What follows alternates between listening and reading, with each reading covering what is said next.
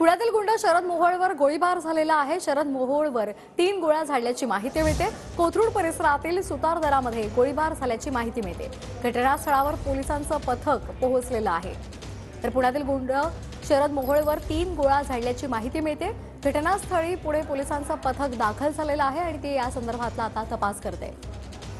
कोथरूड परिसरातील सुतारदरामध्ये शरद मोहोळवर गोळीबार झालेला आहे। 3 गोळ्या या गुंडावर झाडण्यात आलेल्या आहेत आणि सध्या पुणे पोलिसांचं पथक घटनास्थळी पोहोचलेलं आहे आणि ते अधिक तपास करतायत। या संदर्भात अधिक माहिती घेऊयात आमचे प्रतिनिधी अभिजित पोते यांच्याकडून। अभिजित, काय अधिकचे अपडेट्स आहेत? श्वेता, पुण्यातील कुख्यात गँगस्टर आणि गुंड खरं तर शरद मोहोळ याच्यावर पुण्यातील कोथरूड परिसरात जे आहे तो गोळीबार झाल्याची धक्कादायक माहिती समोर आलेली आहे।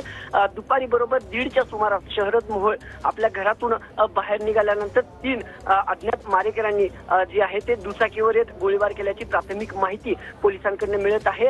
खांद्याला एक गोळी लागून गंभीर जखमी जो शरद मोहोळ आहे तो जखमी झाल्याची देखील प्राथमिक माहिती आता पोलिसांकडून मिळाली आहे आणि कोथरूडमधील एका खाजगी रुग्णालयात शरद मोहोळवर उपचार चालू आहेत। खरं तर शरद मोहोळ आणि इतर गँगचे वॉर हे काही पुणे आणि पुणे शहरासाठी नवीन नाहीयेत, पण भर दिवसा आज पुण्यात अचानक गोळीबार झाल्याने कोथरूड परिसरासह पुणे शहरात खरं तर भीतीचं वातावरण पसरलेलं आहे। जी माहिती आता मिळते हा संपूर्ण प्रकार घडला आहे। गोळ्या झाल्यानंतर मात्र आरोपी घटनास्थळावरून फरार झालेले आहेत।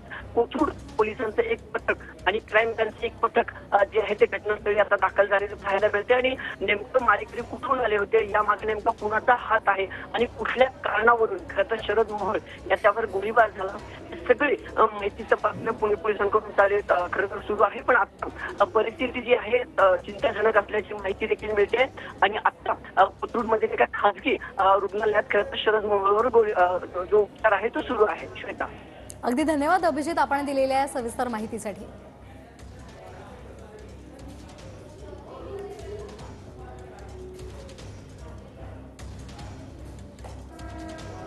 तर पुण्यामध्ये गुंड शरद मोहोळवर गोळीबार झालेला आहे। कोथरूड परिसरातील सुतारदरामध्ये त्याच्यावर 3 गोळ्या झाडण्यात आलेल्या आहेत आणि सध्या त्याच्यावर उपचार सुरू आहेत।